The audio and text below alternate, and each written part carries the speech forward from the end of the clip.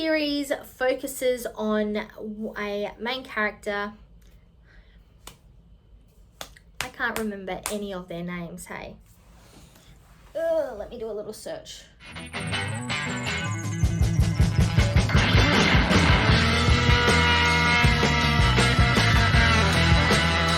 Welcome back to my channel, and today I'm bringing you the first update for my 2023 Read With Me series. This series is a combination of two reading two reading challenges. The first one being the Color Me reading project that was created by both Samantha and myself. This is the third year that the project has been running, but technically it is the fourth year that I've been using colors to help me pick the books that I'm reading. About 4 years ago now, I decided to jump on board with it was the colored project that was created by Callie Fab, who I'll have linked down below as well. And I jumped on board with that project, and from that project, I'll have up in the cards as well linked my updates, my video series for that project when I did it. And from that project, the Color Me Reading challenge was born. But like I said, the current iteration of the project was created by Samantha and myself. A quick recap of its purpose: there are 23 colors. I'll have it up on the screen right now, the graphic that we're using for this year, which lists all the colors. So there's 23 colors to pick from, and the goal is to basically read a book that fits any of these colors throughout the year. If you're interested in joining the Color Me Reading challenge, please let Samantha or myself know, because we would love to have you. But continuing on, the other challenge included in this series is the hashtag Pan Your TBR Bookshelf challenge. This one was created by Amy from Curly Loves Beauty and Books, and the goal is to pan your physical TBR bookshelf. Last update, I said I'd had a bit of a book buying binge. I don't really know if it could be classed as a book buying binge, as most of them I've got for really cheap from op shops, and also my library was having a book sale, so I got quite a lot of books from there. But I needed to give you my updated numbers of what is currently sitting on my TBR physical bookshelf. And we are sitting at 278 books. And let's just say that the books that I'm going to be talking about today, none of those actually come from that bookshelf. So we will still have 278 books sitting on my TBR physical bookshelf at the end of this video. But before we jump into what books I have read since the introduction, I'm just letting you know that everyone who has joined in both or either of these projects will be linked down below, as well as what project they have joined in on. If you have joined in since I've updated my list, please let me know in the comments, because I would like to include you down below. But let's get started with my reading progress for the year. So far, I have read 3 books, 2 of which were audiobooks. So I'll put a photo of the cover up here, and all 3 of them are within my Color Me Reading challenge. So the first book I completed is for the color violet, and it is Magic Strikes, which is the 3rd book in the Kate Daniels series by Iona Andrews. Please forgive me if I continue to butcher names. So like I said, this is the 3rd book in the Kate Daniels series. The Kate Daniels series follow Kate Daniels in a dystopian world. It's where both magic and tech kind of live not so much side to side, but they live, I guess parallel is probably the best way to describe it. But when the tech is up, the magic is down. And then when the magic is up, the tech is down. So that means that when magic is in full force, any technology doesn't work. And then when obviously the tech is up, the magic doesn't work. So Kate is, I guess, we haven't fully learnt yet what she is, but she is a doer of magic, and she has also started the series as a mercenary.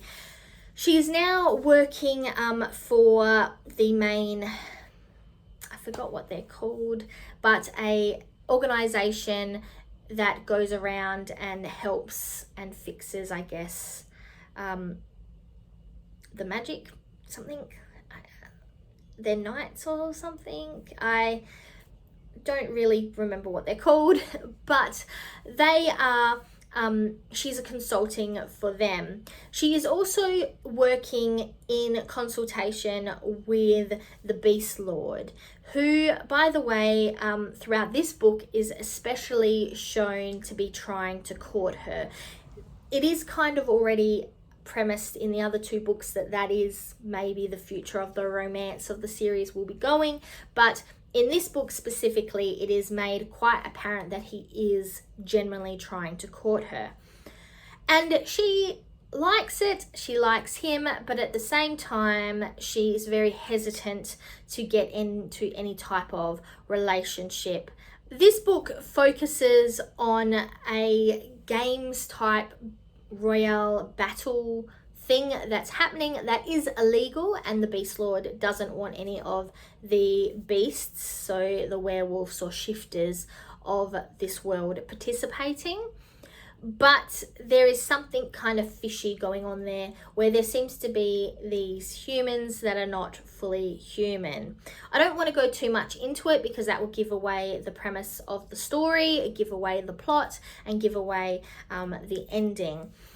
But Kate has to come to terms with both her bloodline and also her feelings for the Beast Lord and her feelings for her family, and how far she'll go for those that she considers family.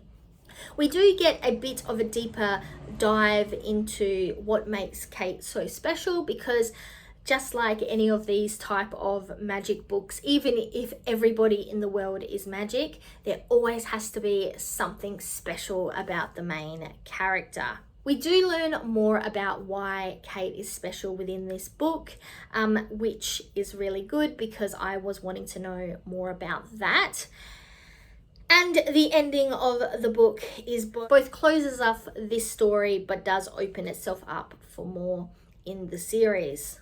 If you are a fan of the sci-fi dystopian type story, I would definitely, fantasy, especially the ones that are heavily magic and fantasy and shifter based, I would definitely recommend this one for you. The love story is a decent part of the plot, but it doesn't overshadow all the rest of the story and doesn't overshadow the, I guess, drama that is happening, which is very good, because one thing I don't like is when the love story kind of outweighs everything else and everything else becomes a bit of a buzz in the background. And I will say that I'm very keen to read the next book in the series. I haven't yet decided what I'm going to do, because there is a 3.5 and there's also then the 4. Do I go down the list reading the 3.5, which kind of follows a different character, or do I just go straight onto the 4 and continue along as I am? I haven't yet decided, but if you've read this series and you have a recommendation for how you think I should continue with the series, please let me know down in the comments. Coming off of reading the Kate Daniels book, I guess I had a little bit of a thing for shifters. I am a big fan of shifters, vampires, those type of stuff gets me hook, line, and sinker. So the next book I read was another shifter story, but it focused more on werewolves. and it was called Pack of Lies. It is the first book in the Monster Hunt series by Charlie Adhara. So this story is set in a world very much like our own, where we have, I guess, conspiracy theorists who believe in monsters and like werewolves and Bigfoot and etc, etc. Please note my comments on this aren't my comments on my thoughts about these creatures, just how it fits within the story. And the story follows our main character Julian, who is a actor who is quite famous in some ways, but his limelight is dimming. His brother happens to die in a freak accident, but he doesn't believe that it really is an accident, and he is basically on the hunt to find out the truth of what happened to his brother. His brother was a monster hunter who had a YouTube channel, and Julian and him did not always see eye to eye, because Julian thought essentially he was a bit of a crackpot and was running off after things that didn't exist. But after the accident, Julian is trying to find peace because he feels quite guilty considering his last conversation with his brother, and he finds information that his brother had hidden for him about a place called Maldeep Falls. So off he goes on this adventure to basically find the truth. Now, Maldeep Falls has a story attached to it that is very similar to the Bigfoot. There is a monster that they call Sweet Pea that could or could not exist. But within this world, it is obviously considered a myth, similar to that of Bigfoot, Nessie, etc, etc. When he gets there, some strange things start happening. First off, he hits something, and then he ends up wandering into this retreat where he meets Eli. We learn very quickly that Eli is a werewolf, but it is a secret. So the story is told from both Eli's perspective and Julian's perspective, who are our main characters, who then are out trying to find out what is going on, because there is obviously some murder and mayhem that ensues. On top of that, Julian and Eli start a bit of a vacation romance, I guess is the way to consider it. But Eli is also running from his past and has many secrets he doesn't want Julian to find out on. So the two get together, both, I guess, romantically and as a partnership, partners in crime, to kind of figure out what is happening. The story definitely has some serious twists and turns, and the twist at the end is quite good. Not that I'm going to give anything away. I will say that the budding romance between Eli and Julian is both really sweet and quite intense. And as I said, this is the first book in a series, so how things seem to end at the end does very much open it up for the next book. Now, if you couldn't tell, I read this book as a standalone, as a first in a new series. Once I looked at Goodreads, I actually found out that it is a spin-off to another series by Andrews called the Big Bad Wolf series. One of the comments said that it was a very satisfying series. I'll put a little snapshot here of that specific comment, but they don't recommend that you read it as a standalone, as you're missing out on quite a lot of the backstory to all the characters. I'm assuming there's characters that are brought into the story that I would have known if I had already read the Big Bad series. From my perspective, I didn't feel that I missed out on anything having read it as a standalone. everything seemed to make sense, and though I probably didn't have any personal connections to characters that were coming and going within the story that I would have already had these connections to if I had read that other series first, I wouldn't say that I was ever left in a situation where I felt that I was meant to know information that I didn't. So in that case, I would say it could be read as a standalone series. But in saying that, I have not read the Big Bad Wolf series to be able to compare how it would have worked if I'd already read that series. I was thinking of continuing with this series, but I'm also not sure if I want to. So you are left in a way that the series can continue on, and there are lots of questions that are left unanswered, but I wasn't left feeling completely, I guess, open by the end of this. Certain parcels were wrapped up, and that was quite satisfying to me. So if I do choose to not continue with this series, I don't feel that I've left empty-handed. I'm also not sure if I now want to go and read the Big Bad Wolf series, or if I'm then going to be left in that weird, do I have to finish this whole big series before starting this other one? I am a fan of these extended out worlds with multiple series in them, especially if it's a series you enjoy, because I do enjoy series and following characters on. But I liked the fact that I could read this book on its own, or I could read it as its own standoff series and not feel like I'm missing out. Though in saying that, I probably am, considering the comments, because I haven't read that initial series. If you've read either this series or the Big Bad Wolf series, please let me know down in the comments, as I would like to know your thoughts on whether I should go and read the Big Bad Wolf series, and how it all fits together, if you think that it can be read as a standalone. I'm just interested in knowing your thoughts. So I can't really comment on whether you should read this book with or without the initial series, because I don't know.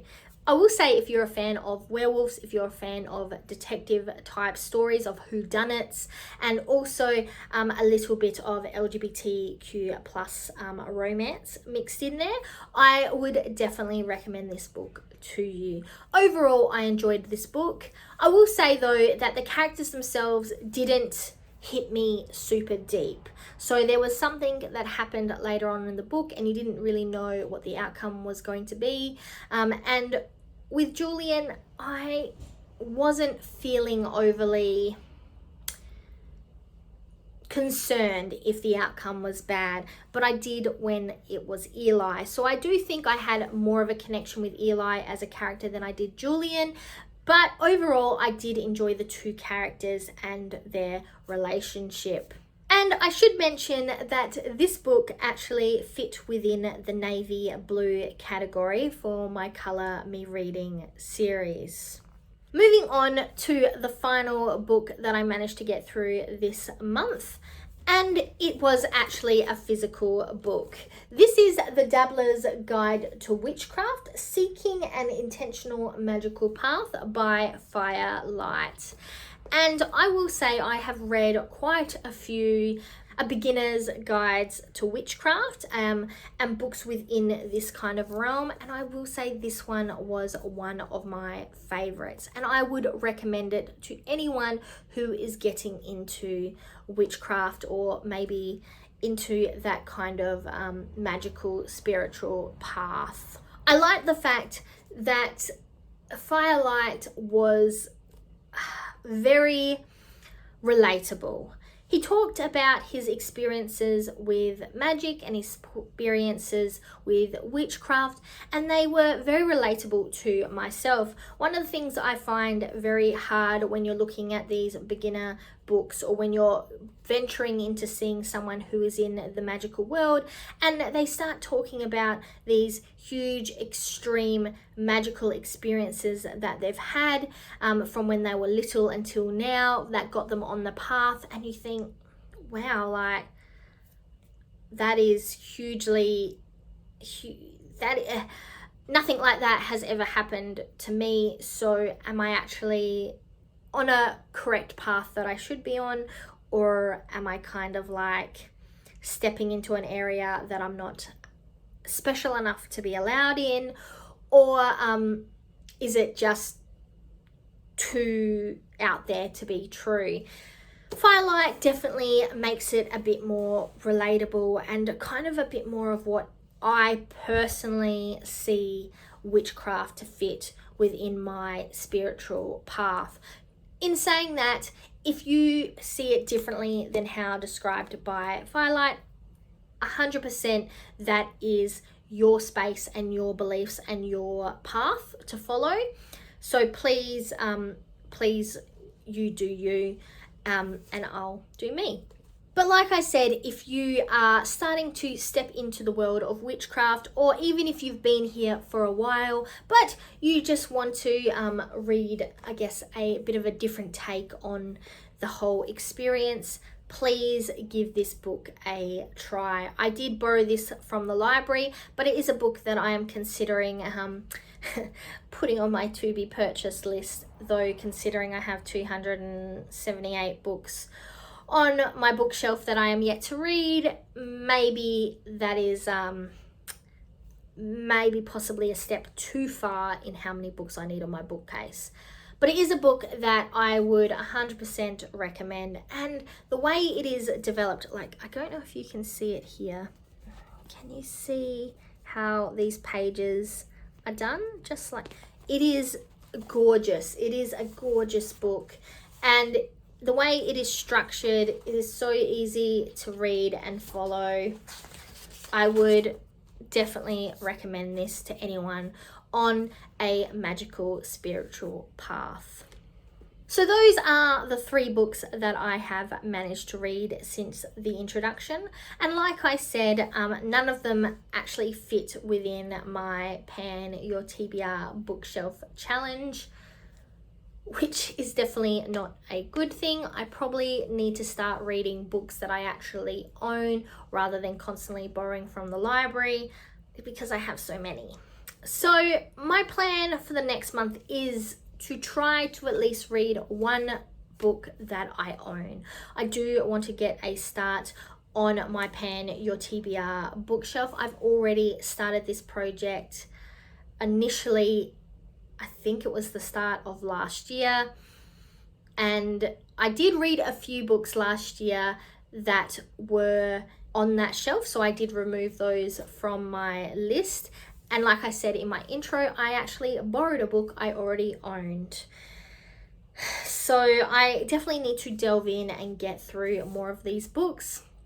And I am considering possibly doing a book declutter in the future. If that's something you'd be interested in seeing, please let me know down in the comments, and I will include it in one of my videos when I do actually get around to doing it. But that's all I've got for you today. So thank you for joining me. I'm Verity. This was the first update in my Read With Me series, and now to the outro.